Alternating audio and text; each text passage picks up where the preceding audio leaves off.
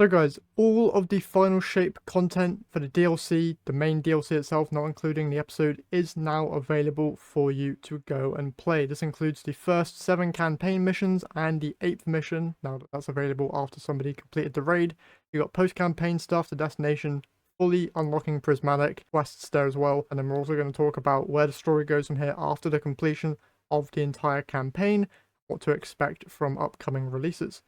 Before we get into all of it though, I will be talking about spoilers, so if you don't want to see any of that, close the video now. If you don't care about spoilers, feel free to continue on with the video. And if you enjoyed the video, be sure to leave a like and hit that subscribe button if you haven't done so already, as it's free to do and really does help me out a ton. But with all that being said, let's jump into this review. First of all, starting with the campaign, talking about the first 7 missions, not including the 8th one that was just recently unlocked. So generally speaking, gameplay wise, mechanics wise, and general like lore hint wise, the campaign itself was great. Having dungeon and raid like mechanics being baked into certain objectives within the campaign missions themselves was amazing. The cutscenes looked excellent. Definition and quality was just so good to look at. Commander Zavala's new voice actor, Keith David, did an absolutely amazing job filling those tremendously large shoes left by Lance Reddick.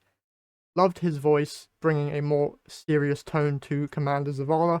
One thing I do kind of wish happened is that in the last season that we got last year, was Season of the Wish, I wish that Commander Zavala had more of a pivotal role within that season to kind of then lead into his lack of faith in the Traveler in the Final Shape, because I kind of felt like we had Zavala in Season of the Deep, where he had kind of lost faith a little bit in the Traveler, but was still kind of faithful, and then we just kind of skipped to the Final Shape, where he's just completely faithless in the Traveler because it's being silent and now the witness is whispering in his ear.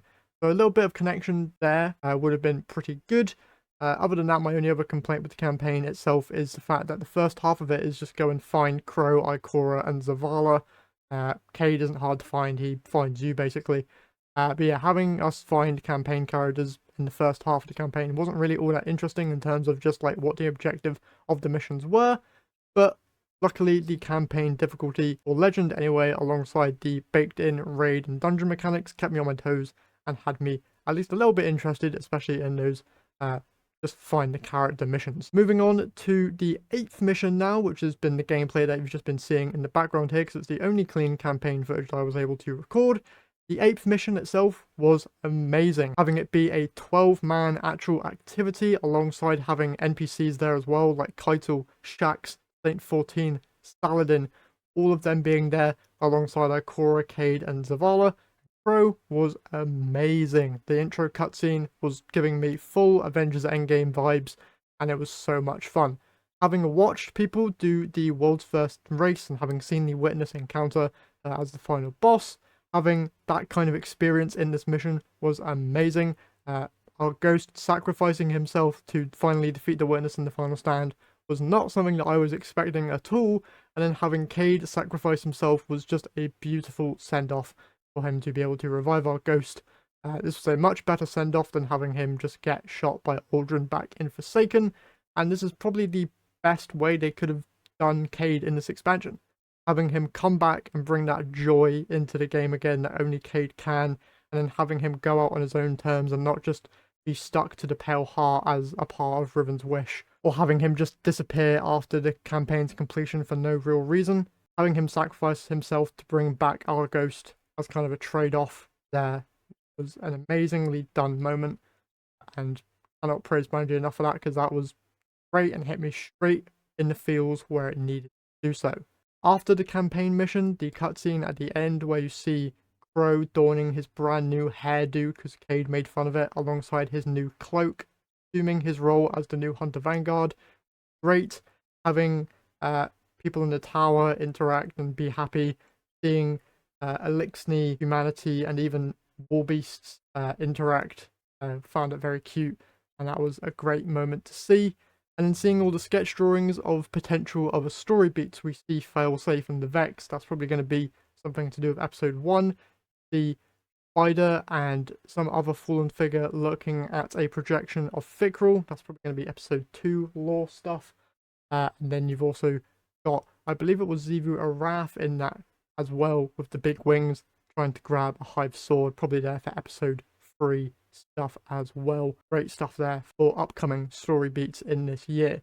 We'll talk about that stuff in a bit, because we're going to go into the destination itself and prismatic and puzzles and stuff.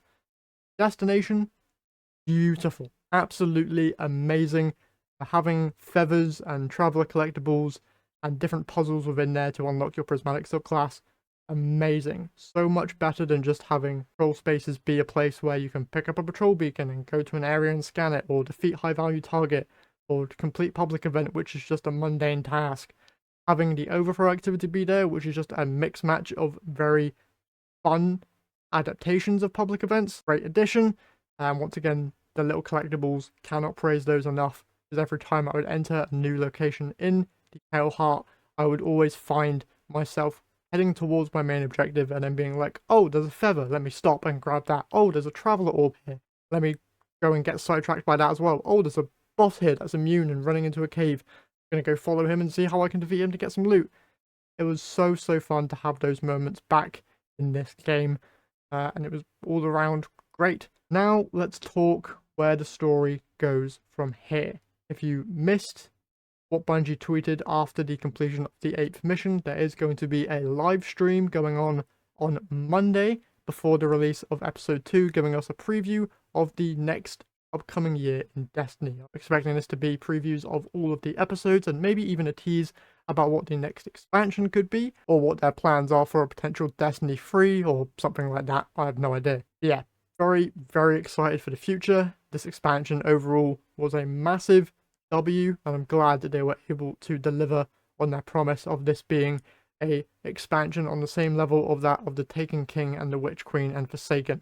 Definitely hit my expectation bar. There were some minor tweaks that I would have made to certain story beats, but that's neither here nor there. I'm not a game dev, just my opinion. Overall, very much enjoyed it, and if you're on the fence about it but like Destiny, I would highly recommend picking this one up and having a great time with it. With that being said, that's everything I have for you today. If you've enjoyed, leave a like, subscribe, and I'll catch you guys in the next one.